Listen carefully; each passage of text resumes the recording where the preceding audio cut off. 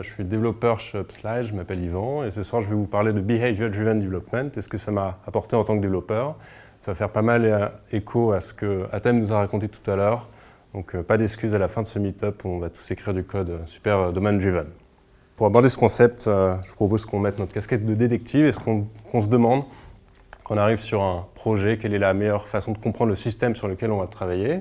On peut demander aux gens autour de nous, mais qui était là il y a 10 ans et qui était là, qui aura du temps pour nous aussi. On peut aller regarder la documentation. Mais est-ce que la documentation va être à jour et complète? On peut aller voir le code aussi. Mais le code, c'est souvent plus impératif que déclaratif. Donc impératif, c'est lié à la façon dont le code s'exécute et déclaratif, le résultat auquel le code doit aboutir. Puis dans le code, il y a souvent beaucoup de complexité accidentelle. Et finalement, on peut aller voir les tests du système, ce dont je vais aborder, que je vais aborder un peu plus tard. Et juste avant, on peut prendre un peu de recul et se demander à quoi la programmation nous sert. Ça sert à automatiser quelque chose, mais qui la plupart du temps peut être fait à la main. Par exemple, l'explorateur Windows. Il existe une époque pas encore révolue où on triait organiser nos documents à la main. Et le corollaire de ça, c'est qu'on peut être capable de comprendre et d'expliquer un système, mais sans même parler d'ordinateur ou d'interface utilisateur spécifique à un ordinateur. Et le corollaire, donc, par exemple, on peut parler de l'explorateur Windows. Sinon, je me... Ouais. Donc, on peut expliquer l'explorateur Windows, mais sans parler de menus, de boutons, de fenêtres, mais en utilisant des concepts plus fondamentaux comme mettre un fichier à la corbeille. Un autre exemple, c'est le Monopoly. La première édition est sortie en 1935, c'était un petit peu avant l'invention de la machine de Turing, et depuis, il y a eu de nombreuses éditions qui sont sorties en jeux vidéo, par exemple, notamment une version qui est sortie sur mobile en 2019. Et imaginons, je suis un développeur, j'arrive pour coder sur cette application, et je ne connais pas le jeu du Monopoly, peut-être parce que je suis très jeune, et mon but va être de comprendre les règles du jeu. Donc je vais peut-être commencer par les tests, et je vais peut-être tomber sur quelque chose comme ça. Bien sûr, c'est hypothétique, le code n'est pas open source, mais c'est probablement le genre de test que j'ai dû écrire par le passé. Donc ce test ne donne pas trop envie de le lire, mais on va quand même essayer. Donc on configure un plateau avec 4 joueurs, on regarde si la première case égale à start, on set up un mock de générateur de nombres aléatoires, on attend la fin d'une animation de dés, on regarde si une fonction a été appelée avec Rustiti 1200, etc. etc. Bon, pour l'instant, je n'ai pas très bien compris les règles du jeu. Mais si on avait essayé de m'expliquer les règles à l'oral, peut-être qu'on m'aurait dit ça. La règle est simplifiée, bien sûr, par rapport au jeu original. Étant donné que le terrain Place Pigalle est possédé par un autre joueur, quand je tombe sur ce terrain, alors je dois payer un loyer de $1200 de Monopoly à cet autre joueur. Là, on se sent quand même plus proche du jeu. On parle d'acteurs, on parle de joueurs, on parle plus à la voix active. On utilise des vrais termes de Monopoly, pas comme terrain 1. Aussi, le test est plus court, plus invitant à lire. Et une des raisons, c'est qu'il y a beaucoup de contextes qu'on n'explique pas de nouveau. Dans la vie de tous les jours, quand on se parle, on s'imagine toujours le contexte que connaissent nos interlocuteurs pour éviter de le répéter. Et ici, c'est pareil. On n'a pas besoin de dire qu'il y a 4 joueurs, c'est évident qu'on ne joue pas seul. On n'a pas besoin de dire que le jeu a commencé, etc., etc. Ça, c'est un petit peu des détails d'implémentation, si on veut. Et une deuxième fois. Et vous aurez remarqué que je n'ai pas écrit cette phrase n'importe comment. J'ai utilisé une structure étant donné que, quand, alors, en anglais, le given, when, then. Donc vous aurez peut-être reconnu la syntaxe, la grammaire d'un langage de test qui s'appelle Gherkin, qui est quelque chose d'assez... Cette façon d'écrire des tests est assez fondamentale pour ce concept de Behavior Driven Development, qui consiste vraiment à se positionner sur ce que le système fait et pas la façon dont il est implémenté.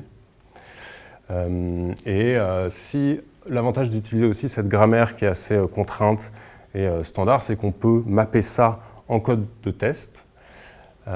comme ça par exemple.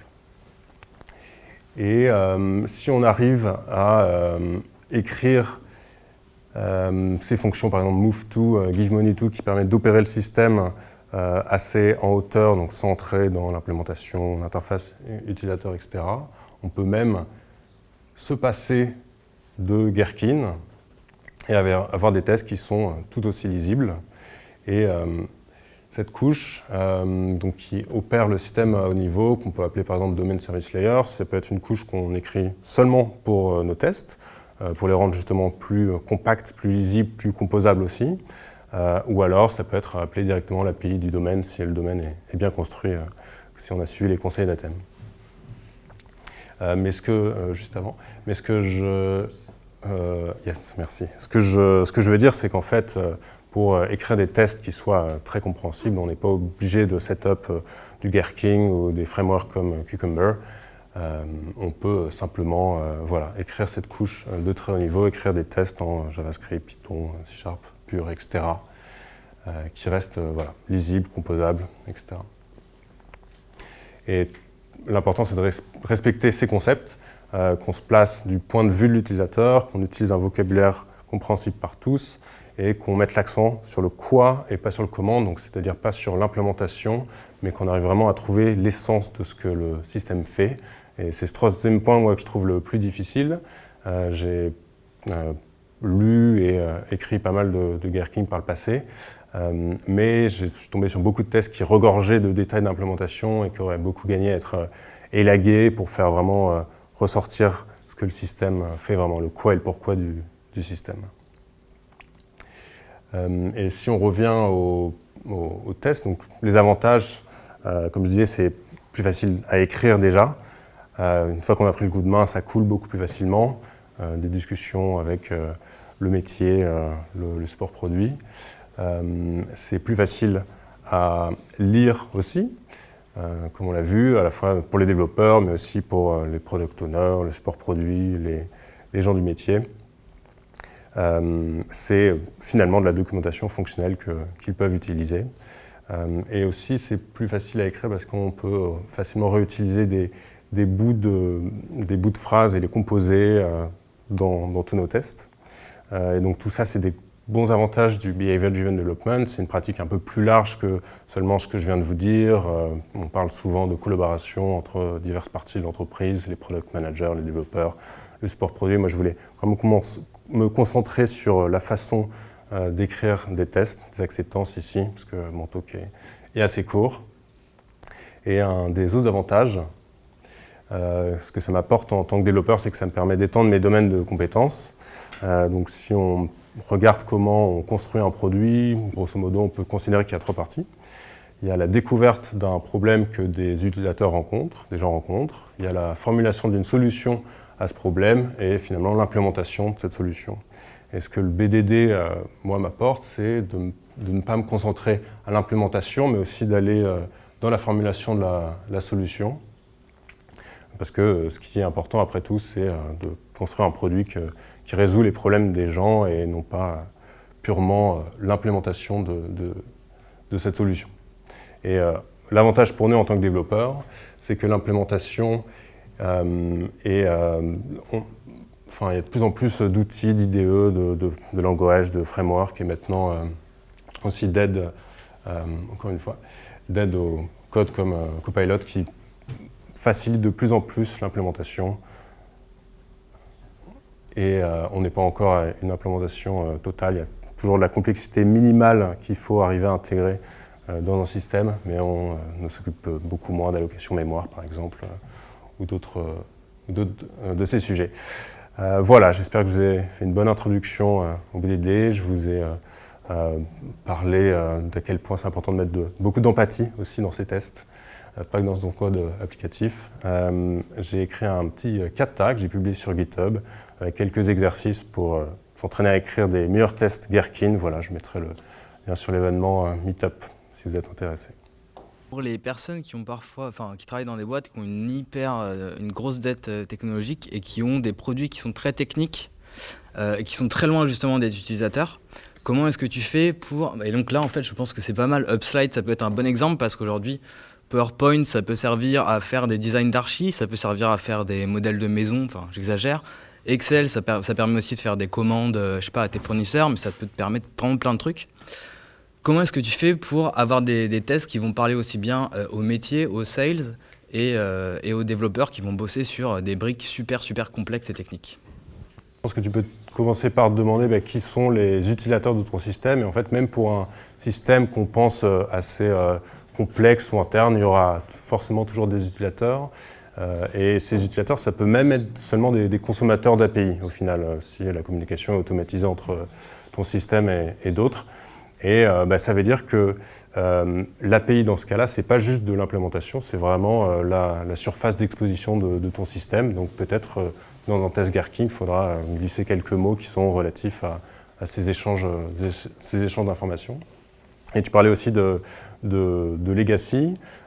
C'est une bonne façon aussi d'approcher un système avec beaucoup de legacy, c'est qu'on va essayer de le regarder un peu d'en haut, on va comprendre ce qu'il fait et on va pouvoir écrire ses phrases en français ou en anglais sur ce qu'il fait et ensuite cacher un peu la complexité de comment ces phrases se mappent en code dans des couches de test et ensuite ça nous permet facilement de refactorer par exemple le code. Et comment vous faites du coup chez Slide? Ouais, nous on a bien cerné nos personas utilisateurs. On a notamment, par exemple, dans le domaine de la finance, des gens qui vont utiliser par exemple des tombstones. C'est des rapports, alors je ne suis pas spécialiste, mais c'est des rapports des merger acquisition par exemple. Donc là, on va comprendre, ok, ça c'est leur domaine, ça c'est leur vocabulaire, on peut peut-être utiliser le même. Moi, mon domaine, c'est plutôt sur toute la gestion de nos utilisateurs. On a beaucoup de règles métiers assez compliquées, assez diverses qu'on a dû implémenter, et comme ça, on a pu toutes les lister en français. Moi-même, j'avais écrit une fonctionnalité il y a 1 an. Récemment, je devais me souvenir qu'est-ce que c'était, et j'ai pu juste aller voir les tests Gherkin qu'on avait écrits, et en genre 5 secondes, j'avais compris de nouveau ce que ça faisait. Ce qui est important, c'est d'essayer d'utiliser le même langage de partout. On parle d'ubiquitous language, donc on essaie au maximum de se calquer au langage que parlent les experts métiers, quoi. Et après, si tu fais bien ta séparation en différents domaines, tu vas avoir des domaines qui vont être peut-être des domaines spécifiques aux développeurs, pourquoi pas, si c'est peut-être sur des concerns comme le logging ou quoi que ce soit. Et à ce moment-là, tu vas utiliser un langage de domaine qui va être plus spécifique aux devs, et peut-être que le langage sera que parlé par les devs. Mais si tu as bien découpé tes différents domaines, tu parles le langage de tes utilisateurs, de tes experts métiers. Depuis un moment, on parle d'ubiquité de langage et de mapping de nos specs en français vers notre code. Du coup, on a une traduction. Vous pensez quoi de l'idée de directement exprimer les mots-clés du métier directement en français dans le code? Je pense qu'en termes de vocabulaire, je pense que ça doit être le même. Si on parle, je parlais de tombstone tout à l'heure, on peut écrire littéralement tombstone dans le code. Si c'est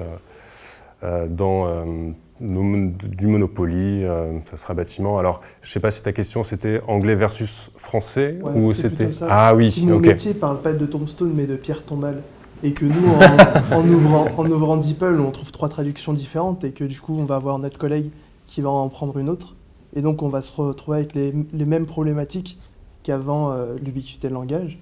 Donc, est-ce que vous trouvez que c'est si grave de le laisser en français? Faut peut-être s'ouvrir au futur, se dire ok, peut-être qu'à un moment tu vas embaucher des développeurs qui ne parlent qu'anglais, donc tu n'as pas envie de changer toute ta base de code, donc tu peux peut-être prévoir ce moment et commencer à parler en anglais dans le code. Après, oui, il y a un risque si c'est des mots qui sont utilisés qu'en français dans la vie de tous les jours dans l'entreprise, qu'il y ait plusieurs traductions. À ce moment-là, tu peux peut-être t'entendre sur ok, ce mot-là, c'est cette traduction. Si elle est dans des tests Gherkin, c'est facilement retrouvable, et les gens évitent comme ça d'éviter. On évite que les gens utilisent d'autres mots, et puis avec des codes review comme ça, les autres peuvent dire attention, ce n'est pas ce mot-là qu'il faut utiliser, mais on utilise tel autre mot par exemple. Je peux tenter une réponse, maître à raison. Je pense que ça dépend encore une fois de c'est quoi tes utilisateurs. Si leur langue phare c'est... si leur langue phare c'est l'anglais, et si la langue phare de ton métier c'est l'anglais, je pense que c'est important que ça soit l'anglais numéro 1 avant tout, et du coup dans le code tu utilises l'anglais. Donc c'est un choix qu'on avait fait dès le début, on a écrit tout le code, tous les commentaires en anglais, parce qu'on savait que même si on commençait sur un marché français, on voulait être international, puis c'est également la langue du métier. Il y a certains termes qu'on ne traduit pas, ils sont assez rares finalement, la plupart sont traduits parce qu'en fait Office traduit tout. Tu as Office qui est entièrement traduit en français, et Slide c'est diapositive, Template c'est modèle, etc. Donc on a, c'est vrai, vu qu'on a, on a deux langues principales, l'anglais et le français, on a besoin aussi d'avoir des termes uniques en français. Donc il y a un mapping 1-1 entre l'anglais et le français. Après, pour compléter, nous, par exemple, à Mano, pareil, on est bilingue, voire trilingue, on a beaucoup du coup de glossaires, des choses comme ça qui permettent de faire. Et puis quand tu as un doute, tu poses la question en fait. Hein. C'est beaucoup de communication dans ces cas-là. On se retrouve beaucoup à avoir des règles qui sont basées sur la discipline. Et ça, c'est quelque chose qu'on évite au maximum dans nos bases de code. Ouais, c'est après. Des fois, tu ne vas pas y échapper, malheureusement. Vas-y, une autre question. Tous ces exemples sont quand même assez courts. Et notamment, moi, ce qui me pose question, c'est sur la partie initialisation et setup du test. Où parfois, en tout cas dans des tests plus classiques, on a des fois des setups assez longs. Il faut spécifier comment tu fais ça dans ce mode-là. Est-ce que tu as beaucoup d'implicites? Est-ce que des fois c'est très long la partie given? Donc, par exemple, l'implicite, ça va être setup une connexion à ta base de données de test. Alors, ça dépend un peu du framework que tu utilises ou si tu le fais à la main. Nous, on utilise un framework qui s'appelle SpecFlow et tu peux mettre des bouts de code qui s'exécutent avant chacun de tes scénarios de test. Et c'est là-dedans où on va mettre setup cette connexion à la base de données, remplie avec ces données, ces features de tests courantes. Voilà. Déjà, dans le BDD, j'ai l'impression que ça se rapproche beaucoup aussi du TDD. Tu commences avec tes tests. Je voulais savoir, est-ce que parfois tu fais un travail de pré-découpage? Parce que je vais un peu raconter ma vie, mais moi, les rares fois où j'ai essayé de faire du TDD, j'ai commencé en faisant comme ça, en partant de la tâche macro, et je me suis retrouvé avec 100 commits, genre le truc le moins atomique du monde, parce que pour faire ma tâche, en fait, il fallait rajouter plein de trucs, et j'ai l'impression, en fait, j'avais pas assez découpé ma tâche avant. J'avais testé une tâche macro plutôt que tester des tâches micro avant. Donc, est-ce que toi, tu fais un découpage de fonctions pour avoir des commits atomiques? Là, je fais de moins en moins de commits atomiques, je dois dire. Mais après, on essaye d'estimer, si on estime a priori la complexité d'une tâche, on peut voir la quantité de règles métiers qu'on peut implémenter et donc limiter le nombre de commits, ce faisant. Plutôt comme ça. Donc tu pars directement de la tâche principale que tu veux faire. On essaie d'implémenter un cas métier idéalement d'un coup. Bon, après, c'est vrai que tu peux avoir du travail préparatoire avant. Donc on essaie d'anticiper pour ne pas faire des trop grosses tâches. Presque. Merci pour le talk. Moi j'avais une question, ces cas métiers ils sont hyper intéressants. Comment tu les communiques en fait aux équipes métiers et comment tu les tiens au courant? Par exemple si tu changes un scénario et que maintenant la potion de 20 HP en fait elle en rapporte 25, comment tu tiens au courant tes équipes métiers qui sont elles détentrices en fait de ces scénarios et qui en ont besoin au jour le jour? Ouais. Nous on a mis ça en place un peu trop récemment pour avoir un cycle de vie assez long et voir quelle est la meilleure manière. Le framework qu'on utilise, SpecFlow, a le gros avantage de pouvoir générer un fichier HTML à partir de toutes ces règles. Donc on peut facilement le déployer, l'héberger. Donc ça c'est pour la version à jour. Après effectivement il faut tenir au courant les gens. J'imagine qu'on pourrait faire une petite newsletter toutes les 2 semaines. Je ne sais pas trop pour l'instant. Après normalement, c'est plutôt l'inverse. C'est le métier qui te fait une demande et du coup, tu mets à jour ton Gherkin. C'est pas toi qui décide que la potion doit faire 25. C'est le métier qui a dit hey, la potion, elle faisait 30, c'était cool, maintenant on va faire 25. Mettez à jour. Et le produit a dit OK, on le met à jour. Et du coup, là, tu mets à jour tes tests Gherkin en fait. Je pense notamment aux fonctions support par exemple, qui peuvent être de temps en temps délaissées, on oublie de les prévenir. et ils se retrouvent directement. Ah oui, par contre, ouais, ça c'est encore autre chose. Du coup, là, c'est pas le métier, c'est ceux qui doivent assurer le support, etc. Là, c'est encore un autre sujet. Avec un prof, ça date d'une époque avant le réchauffement climatique, mais certainement avant la dernière glaciation aussi, où le prof disait, pour avoir un code robuste, vous devez imaginer que l'utilisateur s'endort sur son clavier. Parce que grosso modo... Et cette idée-là, c'était que la robustesse, elle est lorsque vous arrivez à imaginer des cas qui sont complètement en dehors de votre intuition de base. Or, avoir quelque chose qui focalise énormément sur le comportement humain, c'est potentiellement passer à côté, parce que les experts techniques ont toujours tendance à simplifier une vue, la réalité des choses, parce qu'ils sont tellement noyés dans leur métier qu'ils ont des intuitions qui sont non explicitées. Comment tu es sûr que finalement, tu ne couvres pas que finalement la partie qui est immédiate, consciente à l'être humain, et que tu loupes pas tous les cas qui vont se produire où l'utilisateur s'endort sur son clavier? Je pense pas que cette pratique arrive bien à régler ce genre de soucis. Je pense que ce genre de souci est peut-être plus en la découverte du problème et la formulation d'une solution, parce que tu vas peut-être formuler une solution, mais en fait qui ne répond pas aux besoins des gens. Et c'est quand tu vas leur donner le produit entre les mains, ils vont prendre d'une façon différente ou avoir d'autres besoins que tu n'avais pas compris avant. Donc là, ça serait plutôt du domaine produit. Je suis pas. Effectivement, comme tu disais, cette méthodologie de test-là s'y prête peut-être pas très bien. Tu en as d'autres, genre property-based testing, où tu génères des choses aléatoires et tu rends des tests dessus. Mais je pense qu'effectivement, ça, c'est pas très adapté pour ce que tu dis.